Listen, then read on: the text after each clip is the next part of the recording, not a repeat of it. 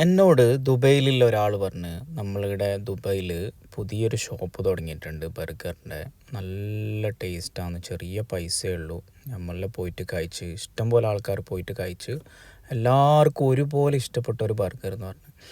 ഞാൻ പറഞ്ഞു നിങ്ങൾ ദുബൈയിൽ ഇഷ്ടം പോലെ ഉണ്ടല്ലോ, ഇതിനകത്ത് ഇത്രമാത്രം പ്രത്യേകത എന്തുള്ളതെന്ന് പറഞ്ഞിട്ട് ഞാൻ എന്താക്കി കഴിഞ്ഞ ആഴ്ച പോയിട്ട് ട്രൈ ചെയ്തിട്ടാകുമ്പോഴത്തേക്കോ അതിൻ്റെ എങ്ങനെ ഉണ്ടെന്നല്ല ഞാൻ പിന്നെ പറയാം. അങ്ങനെ ഞാൻ ട്രൈ ചെയ്തു. കഴിഞ്ഞ 6-ാം തീയതിയാണ് ഞാൻ അവിടെ പോയിട്ട് കഴിച്ചത്. എന്നിട്ട് ഞാൻ റൂമിലെത്തി, തിരിച്ച് അബുദാബിയിലേക്ക് എത്തി.